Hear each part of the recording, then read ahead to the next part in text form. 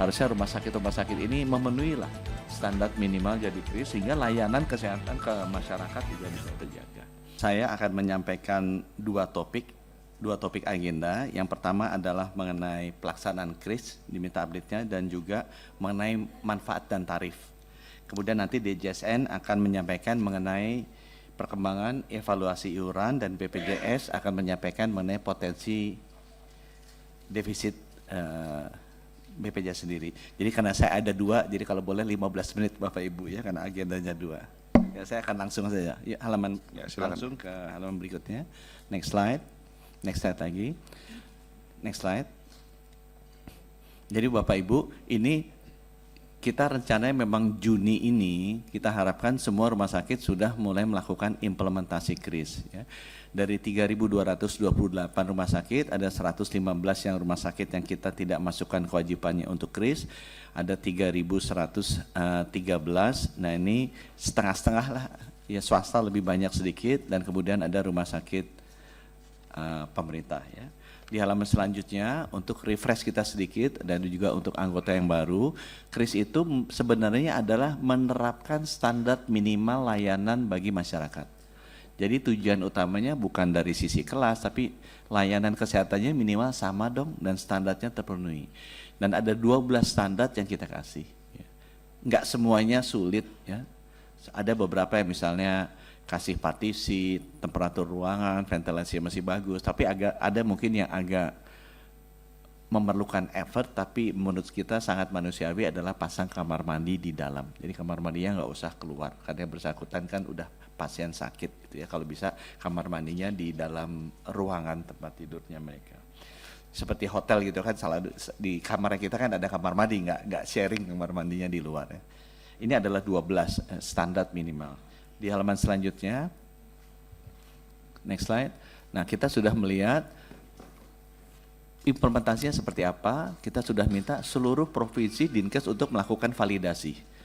Dan hampir semuanya sudah di atas 50% melakukan validasi, dan saya minta Dinkes kalau dia nggak pernah ngecek rumah sakitnya sudah jalan apa enggak, nanti DAK-nya kita bintangin juga. Kita kan sekarang lagi zamannya bintang-bintangin. Jadi kalau misalnya Kalimantan Barat kok bisa, masa Kalimantan Tengah nggak bisa gitu ya. Ada beberapa provinsi Papua udah 90% validasi, misalnya Papua Barat Daya, masa provinsi Papua yang sendiri masih rendah sekali gitu kan. Harusnya kan bisa, ini masalah niat aja. Jadi ini yang kita minta validasi, artinya dicek mereka sudah mulai apa enggak. Di halaman selanjutnya hasil validasinya seperti ini Bapak Ibu. Jadi 600 itu sudah selesai. Ya, dari 2.766, 1.217 sudah mulai, semuanya 12-nya sudah mulai dia jalankan. Cuma belum selesai 100%. Nah 949 sudah mulai, tapi ada beberapa memang yang dari 12 itu belum dia mulai. Jadi yang 949 bukan artinya belum mulai, dia sudah mulai, tapi ada satu kelompok dari 12 yang dia belum mulai sama sekali, masih 0%. Ya, di halaman selanjutnya kita bisa lihat analisanya yang paling kurang itu apa? Dari yang tadi ya. Yang paling kurang apa adalah kamar mandi dapat dilalui kursi roda. Jadi ternyata banyak rumah sakit bikin pintu kamar mandi itu kecil sekali. Padahal itu ada standarnya. Jadi kalau orang pakai kursi roda dimasukin, itu ada standarnya. Kalau enggak dia kan terpaksa harus dituntun jalan, pada jalannya juga udah susah. Nah, yang nomor 2 ini sebenarnya menurut saya nggak make sense. Ini setiap tempat tidur harus ada bel, sama harus ada colokan listrik. Itu aja nggak ada. Ya, ini kan nggak usah dibobok, bisa pakai kabel aja biasa, harusnya nggak susah menurut kami. Ini menurut saya harus bisa cepat. Nah, outlet oksigen tempat tidur ini mungkin agak susah. Ya, kalau kesediaan kamar mandi di dalam ruangan, ternyata banyak ruangan sekarang sudah ada kamar mandinya juga. Tapi kita inginkan kalau bisa buat kenyamanan, janganlah kemudian orang mesti keluar kamar mandinya bersatu dengan yang lain kayak kita di mana gitu, kayak kita waktu misalnya di TNI Polri kan kalau masuk asrama kamar mandinya bareng-bareng gitu semua. Ini kita pengennya di setiap kamar ada, jadi nggak menyusahkan. Nah di halaman selanjutnya, nah ini kita bisa lihat contoh-contohnya ya, di rumah sakit mana aja ya, yang belum. Nah kita bisa lihat, masa sih Papua Pegunungan atau Kalimantan Tengah bisa, Kalimantan Selatan sama Jogja nggak bisa. Ya, hal-hal seperti itu yang kita nanti akan minta supaya Dinas Kesehatan juga kejar. Ini sama Bapak Ibu, Ya, di halaman selanjutnya itu ada masalah mengenai pemasangan nurse call, ya, stop kontak. Di halaman selanjutnya rinciannya ada. Jadi ini menggambarkan yang kurangnya tuh apa, mana yang make sense, mana yang enggak. Masa provinsi yang kaya, yang miskin aja bisa, yang kaya nggak bisa. Sudah, kalau gitu ke halaman 11 saja Bapak Ibu untuk topik yang pertama. Nah, ini adalah rumah sakit yang memiliki satu jenis line kris yang belum dia mulai sama sekali. Ya. Nah, kita konsentrasi, contohnya kita ambil ada 42 rumah sakit yang belum menjalankan lebih dari 9 kriteria. Ya. Paling banyak apa, itu tetap kelihatan. Outlet oksigen, itu mungkin iya memang agak sulit ya. Tapi kelengkapan tempat tidur itu adalah colokan listrik sama bel. Itu harusnya bisa cepat mereka jalankan ya. Kamar mandi standar akses itu tadi pintunya kekecilan, kalau tirai partisi kan nggak susah, itu kan harusnya bisa. Ya, di halaman selanjutnya kita lihat, nah ini contoh rumah sakit ya Bapak Ibu. Nah beberapa rumah sakit ini saya lihat bukan rumah sakit yang kecil, misalnya rumah sakit ibu anak mana tadi, Bunda Permata Bunda, ini kan rumah sakit besar milik swasta, harusnya bisa. Dan semua nama-nama rumah sakit ini ada, per provinsi juga ada. Jadi kalau Bapak Ibu ingin lihat ini ada provinsi bidan Bapak Ibu, bisa bantu juga ingatkan dinas kesehatannya, harusnya rumah sakit ini memenuhi lah standar minimal jadi kris, sehingga layanan kesehatan ke masyarakat juga bisa terjaga. Ya. Bapak Ibu, ini 10 menit pertama, saya bisa hemat 5 menit. Sekarang kita masuk ke halaman berikutnya yang tarif Bapak Ibu. Ya. Nah, saya mau kasih background dulu. Ini adalah pilar keempat dari transformasi kesehatan. Mengenai transformasi pembiayaan kesehatan. Buat Bapak Ibu, kita dulu selalu telat 2 tahun untuk mereview belanja kesehatan nasional itu seperti apa. Sekarang kita sudah dengan bantuan World Bank, setiap tahun kita lakukan track berapa total belanja nasional. Sekarang tuh 614 triliunan setiap tahun cash flow yang harus dikeluarkan oleh sistem. Yang saya mau kasih catatan di sini itu ada kotak-kotak kecil yang warna kuning isinya persentase. Ini yang kita mesti hati-hati Bapak Ibu, bahwa pertumbuhan belanja nasional itu selalu di atas pertumbuhan GDP. Itu akibatnya itu tidak sustain Bapak Ibu. Ini sama istri kita minta naik belanjanya tiap tahun 10%, gaji suami hanya naik 5%. Ya, contohnya kayak gitu. Ya, jadi ini belanja naiknya ini nggak sustain. Nah, apa yang kita mesti lakukan? Ini terjadi di semua negara. Karena memang sistem belanja kesehatan itu tidak transparan. Orang bisa disunat misalnya di puskesmas 500.000, kalau naik ke RSUD bisa 1 juta, harganya bisa 100%. Rumah sakit swasta bisa 5 juta, bisa 1000%. Obat-obatan harganya bisa 400-300% di atas Malaysia. Ini adalah contoh-contoh di mana layanan kesehatan itu inflasinya tinggi sekali, karena memang informasinya tidak simetris. Ini banyak dikontrol, dikendalikan oleh supply side. Jadi para penyedia kesehatan, tenaga medis, tenaga kesehatan, rumah sakit. Karena kita kan kalau sakit, orang nggak ngerti juga, oh saya usus buntu, harus CT scan. Nggak semua orang bisa berargumentasi balik bahwa kenapa usus buntu butuh CT scan. Atau kita obatnya kenapa dikasih 6, kenapa kalau di Malaysia di luar dikasih 2. Nah hal seperti itu kan jarang sekali kita dalam posisi sebagai user itu bisa berargumentasi. Itu akibatnya kenapa di seluruh dunia selalu inflasi kesehatan itu tinggi sekali. Nah, penting di sini nanti pengantar juga ke BPJS untuk kita bersama agar menjaga agar belanja kesehatan masyarakat kita itu terkendali, harus ada posisi yang bisa menegosiasi balik dengan supplier side. Nah, itu di seluruh dunia dipakainya insurance. Karena National Insurance memiliki size yang cukup besar untuk mendorong balik para supplier ini agar tercapai titik keseimbangan. Kalau misalnya memang terlalu ditekan dia nggak mau jalanin, nggak bagus juga. Tapi jangan terlalu longgar sehingga nanti harganya tuh tinggi sekali. Nah, isunya di Indonesia ada 2 Bapak Ibu yang kami butuh bantuan dan perhatian Bapak Ibu. Yang pertama adalah porsi asuransi kesehatan paymentnya tuh kecil Pak.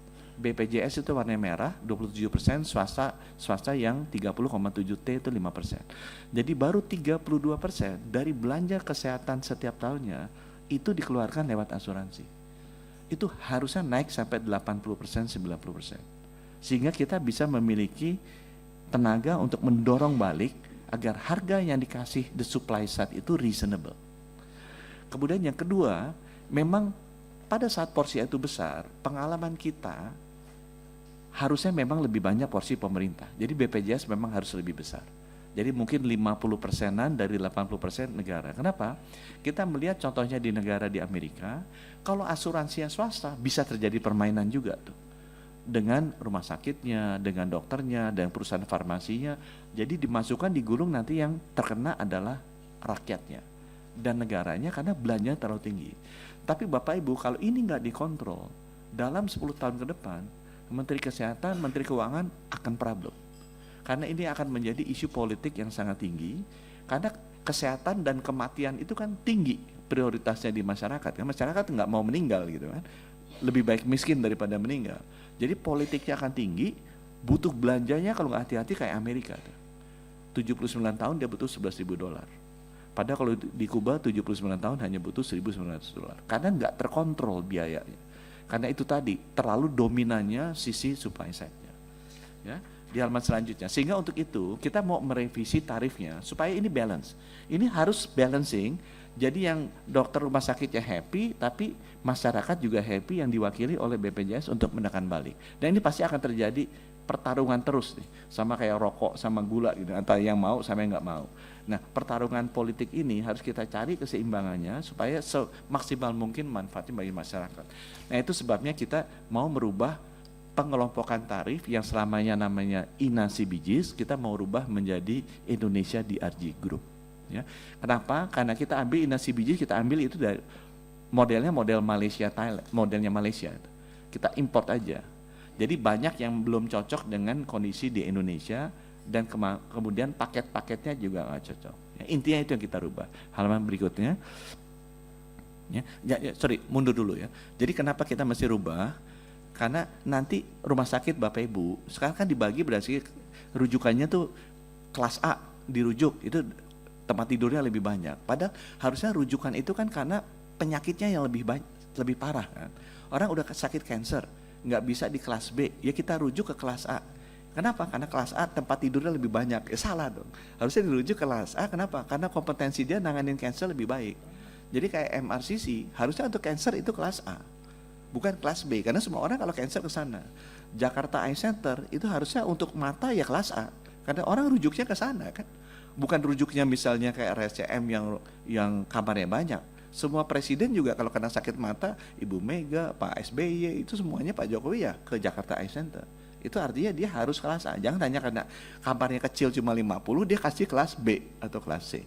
Nah itu yang akan kita rubah dan itu akan berpengaruh ke DRGs-nya ini. Kemudian nanti kelas kris juga masuk, kemudian juga ada beberapa perubahan sistemnya ya. Coba halaman selanjutnya yang akan lebih cepat ya. Next slide. Nah ini ada beberapa misalnya Bapak Ibu. Kalau kita misalnya sakit perut, dikasih satu grup, sakit perut bayarnya satu grup cuma 1 juta misalnya. Nah itu kita pecah-pecah, sakit perutnya yang kronis, sakit perut yang akut, yang kronis mungkin 750.000, yang akut mungkin 500.000. Jadi intinya adalah kita pengelompokannya lebih disesuaikan dengan keadaan yang kejadian di Indonesia itu seperti apa. Kita juga minta masukan dari asosiasi rumah sakit. Pak, jangan ini dibayarnya segini dong, jangan semuanya pelayanan stroke dibayar segini. Stroke itu ada yang tipe A, tipe B, tipe C, dibedain dong. Stroke tipe A, tipe B, tipe C. Pak, ini ada teknologi baru, ada obat baru. Kalau obat baru ini dipakai, jangan disamain dong dengan yang lama. Jadi kita pisah-pisahkan. Dengan adanya perkembangan teknologi kan, pengelompokan layanan penyakit juga bisa pisah-pisah. Operasi mata dengan VECO dengan tidak VECO beda Pak. Itu harusnya dipisah-pisahkan. Ya. Di halaman selanjutnya, next slide.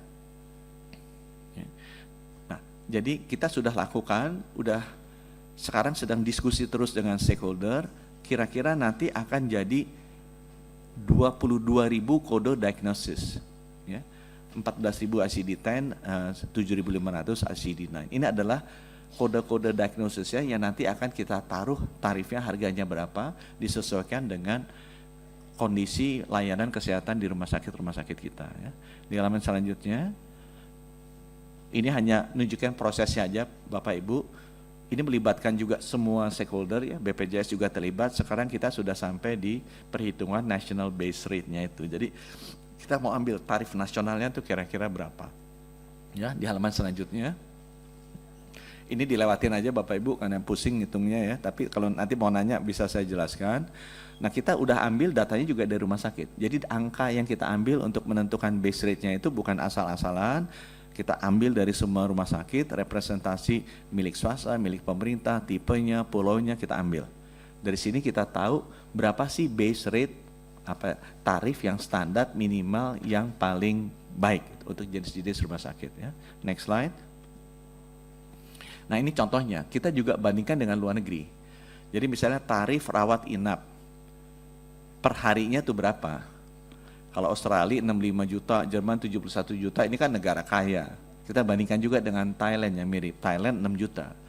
Jadi kalau sekarang, karena kita, seperti saya bilang tadi, ini bagus untuk menjaga keseimbangan. Kalau misalnya tarif kita natural base rate-nya 12 juta, ya masa sih 2 kali dari Thailand? Ini saya minta supaya benar-benar jangan ada membebani masyarakat terlampau banyak, ya. Tapi juga jangan merugikan rumah sakit. Tapi titik di mana keseimbangannya, ya kita harus putuskan dengan wise, gitu, supaya jangan terlalu memihak ke satu sisi. Karena kayak sekarang kan BPJS under a lot of pressure sekali. Tapi kita mesti sadar bahwa memang BPJS fungsinya kan untuk penyeimbang. Ya, pasti dia akan tidak disukai karena fungsinya sebagai penyeimbang. Nah kita mesti sebagai regulator taruh yang adilnya di mana. Dan ini juga nanti dalam implementasinya panjang sejarahnya, jadi kita nggak akan langsung Bapak Ibu, tapi kalau kita tahu tujuan jangka panjangnya untuk menekan itu biaya kesehatan masyarakat, nah kita tahu nanti berapa waktunya yang kita mau lakukan sebagai masa transisi. Di halaman selanjutnya, nah ini pembentukan tarifnya, jadi kita datanya udah kita lihat, udah kita review, sekarang sedang kita uji cobakan make sense apa enggak ya. Jadi nanti diharapkan di Maret 2025 ini udah bisa selesai. Di halaman selanjutnya, mungkin dari kami begitu Bapak Ibu. Jadi yang pertama adalah mengenai progres dari KRIS. Yang nomor 2 adalah kita ada rencana nanti di bulan Maret April kita akan merubah Inasi Bijis itu menjadi Indonesian DRG Group. Nah, dalam perubahan itu kita harapkan ada perbaikan yang bisa menaruh titik keseimbangan antara tawaran dari rumah sakit penyedia dengan juga kemampuan masyarakat, dan kita akan benchmark dengan international practices. Tujuannya apa? Agar inflasi kesehatan ini bisa terkendali 10-15 tahun ke depan. Karena kalau tidak, nanti akan berat sekali bebannya untuk negara ya, baik pemerintah maupun individu masing-masing, karena dia belanja kesehatannya akan besar sekali.